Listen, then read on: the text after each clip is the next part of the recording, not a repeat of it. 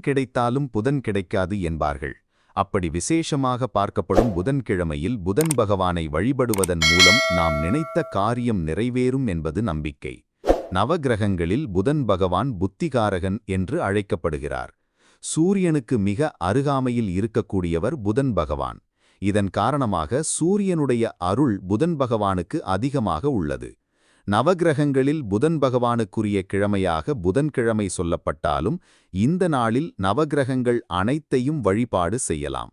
இந்த நாளில் இஷ்ட தெய்வங்களையும் வழிபடுவது சிறப்பு. புதன் கிரகத்திற்கு அதிதேவதை பெருமாள் ஆவார். இந்த கிழமையில் பெருமாள் வழிபாடு செய்வது மிகவும் முக்கியம்.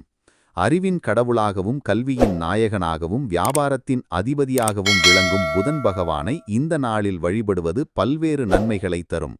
இந்நாளில் தொட்டது துலங்கும் என்பதால் புதிய தொழில் தொடங்குவது, புதியனவற்றை கற்கத் தொடங்குவது, வங்கி தொடர்பான விஷயங்களை தொடங்குவது போன்றவற்றை செய்யலாம்.